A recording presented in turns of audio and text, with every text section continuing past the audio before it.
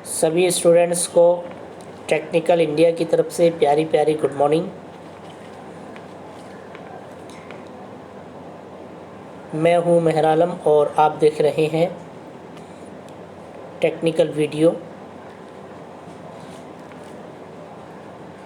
उम्मीद करता हूं कि आप सब लोग अच्छे होंगे। लॉकडाउन का समय चल रहा है। क्लास स्टार्ट करने से पहले मैं आप सभी स्टूडेंट से ये रिक्वेस्ट करूँगा कि कोविड-19 को देखते हुए आप लोग अपनी केयर करें और गवर्नमेंट ऑफ इंडिया की तरफ से दी गई गाइडलाइन का पालन करें। दोस्तों, जान है तो जहान है। प्यारे स्टूडेंट्स, जान है तो जहान है। अगर जान सलामत नहीं रहेगी तो स्टडी किस काम की, ये दुनिया किस काम की। दोस्तों, हमारा जीवन बहुत इम्पोर्टेंट है। अपने जीवन को बचाइए और दूसरे के जीवन को बचाने में भी मदद कीजिए।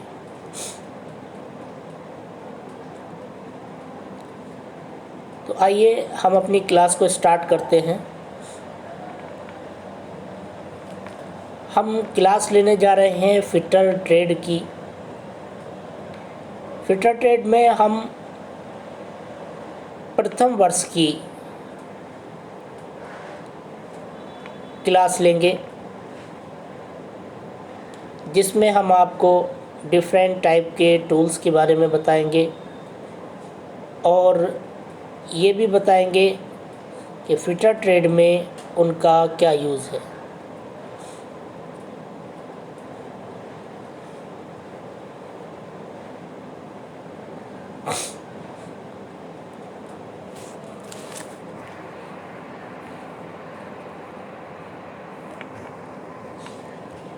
अध्याय 1.1 स्टार्ट हो चुका है। इस अध्याय में हम जानेंगे किसी इंडस्ट्री या फैक्ट्री में प्रोडक्शन और मैन्युफैक्चरिंग कैसे होती है। साथ ही साथ ये भी जानेंगे कि इंडस्ट्री में किसी वस्तु का निर्माण करने के लिए, उसको बनाने के लिए कौन कौन से टूल्स, इक्विपमेंट्स का यूज़ किया जाता है और कौन कौन सी मशीनों का यूज़ किया जाता है। व्यावसायिक प्रशिक्षण का महत्व, उपकरणों की सूची एवं व्यवसाय में प्रयोग होने वाली machinery, importance of trade training, list of tool and machinery use in the trade. देखिए, किसी भी काम को करने का एक मकसद होता है और ये ऑनलाइन क्लास लेने का भी एक मकसद है। हम सभी जानते हैं कि इस क्लास को करने का एक ही मकसद है कि हम टेक्निकल में विद प्रैक्टिकल कुछ सीख जाएं, जिससे हम एक अच्छी जॉब पा सकें, अच्छा काम कर सकें और अपने माँ बाप, परिवार, देश का नाम रोशन कर सकें। डियर स्टूडेंट्स, इस लेसन का उद्देश्य नीचे दिया गया है। इस लेसन को पढ़ने के बाद आप निम्न कार्य करने के योग्य हो जाएंगे। जैसे फिटर सेक्शन में उपकरणों तथा सामग्री की उपयोग एवं पहचान। इसका मतलब ये है कि फिटर ट्रेड में जब हम एडमिशन लेते हैं या फिटर ट्रेड में एंटर करते हैं, वहाँ पर काम करना शुरू करते हैं, तो जिस काम को हम कर रहे हैं वहाँ पर हमें पता होना चाहिए कि हमारी फिटर ट्रेड में कौन कौन से उपकरण होते हैं, कितने उपकरण होते हैं, कौन कौन सी मशीनें होती हैं, उन उपकरणों और मशीनों को हमें अच्छी तरह चलाना आता है या नहीं। अगर चलाना नहीं आता है तो हमें उनको सीखना होगा।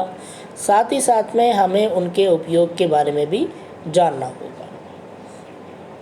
दूसरा, उपकरणों के नाम को रिकॉर्ड करो। प्रत्येक उपकरण के साथ क्या करना है और क्या नहीं करना। जैसे कि मैंने अभी आपको बताया कि हम फिटर वर्कशॉप में जाते हैं तो हमें अपने सारे टूल्स और इक्विपमेंट की जानकारी होनी चाहिए ताकि हमको काम करने में आसानी हो और प्रोडक्शन और मैन्युफैक्चरिंग में बढ़ोतरी हो।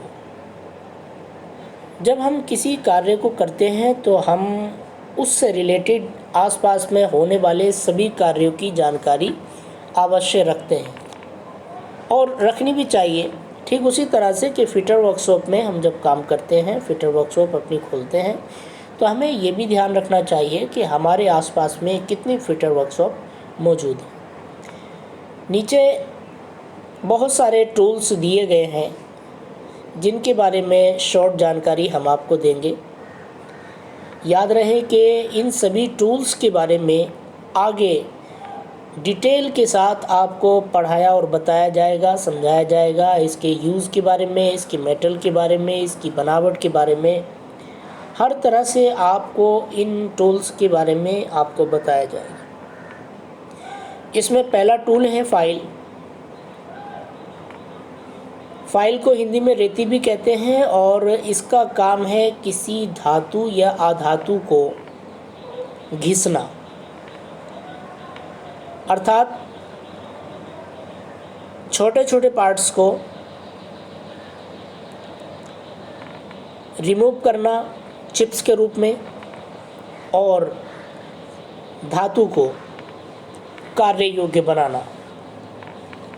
दूसरा हमारे पास ट्राई स्क्वायर है। देखिए, ट्राई स्क्वायर हम सभी जानते हैं और अगर नहीं जानते हैं तो हम आपको बता रहे हैं। ये ट्राई स्क्वायर फिटर वर्कशॉप का एक ऐसा टूल है जिसके द्वारा हम 90 डिग्री मापते हैं और राइट एंगल भी चेक करते हैं।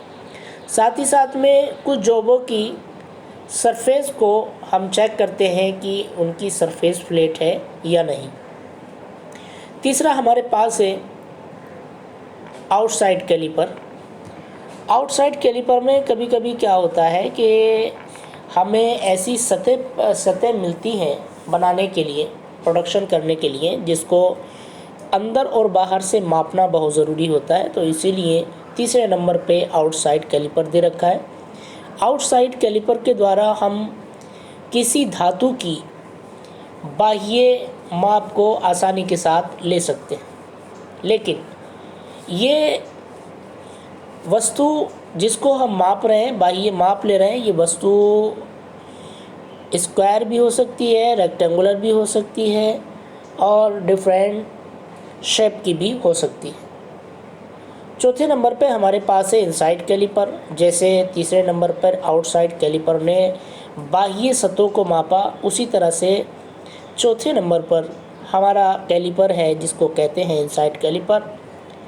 इनसाइड कैलिपर का काम ये है कि वो किसी धातु की अंदरूनी सतहों को मापने के काम आता है। जैसे किसी धातु या धातु के अंदर का डायामीटर मापना, अंदर की फ्लैट सतह की माप लेना आदि। हाँ, एक बात नोट करते हुए चले कि ये जो हमारे कैलिपर्स हैं, आउटसाइड और इनसाइड कैलिपर, ये इनडायरेक्ट माप लेते हैं। अब सवाल ये पैदा होता है कि इनडायरेक्ट माप क्या होती है। तो देखिए, ऐसी वस्तु जिससे हम माप लेते हैं और उससे हमें परफेक्ट यूनिट का पता नहीं चलता है, उन्हें इनडायरेक्ट माप कहते हैं। जैसे हमने धागे से किसी चीज़ की दूरी मापी, तो दूरी तो हमने माप ली, लेकिन एक्चुअल यूनिट का हमें पता नहीं चल पाया। और एक्चुअल यूनिट का हमें पता करने के लिए स्टील रूल का, टेप का आदि का यूज़ करते हैं। वहाँ पर ग्रेजुएशन बने हुए होते हैं जिससे हम आसानी के साथ ये पता कर सकते हैं कि ये कितने mm का है, कितने फीट का है, कितने सेंटीमीटर का है। 5वें नंबर पे हमारे पास है सेंटर पंच। और सेंटर पंच का हमारे फिटर वर्कशॉप में जो काम होता है, किसी वस्तु में या किसी मेटल में हमें ड्रिल मशीन से होल करना होता है या सेंटर निकालना होता है, तो ऐसे में हम सेंटर पंच का यूज़ करते हैं। डियर स्टूडेंट्स, सेंटर पंच में 3 पार्ट मुख्यतः होते हैं। एक उसका हेड होता है, बीच में बॉडी होती है और नीचे उसका पॉइंट होता है। जब हमें किसी वस्तु पर, धातु पर पंचिंग करनी होती है तो हम हैमर से उसके हेड पर चोट लगाते हैं। जैसे हम चोट लगाते हैं तो हमें वस्तु में एक होल प्राप्त होता है जिसका कोण 90 डिग्री होता है।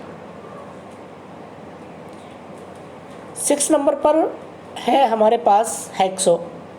यहाँ पर एडजस्टेबल हैक्सो दिखा रखा है और हम सब ने इसको काफ़ी वक्त से यूज़ किया है, देखते चले आए हैं। देखिए, हैक्सो का यूज़ होता है धातुओं को काटना।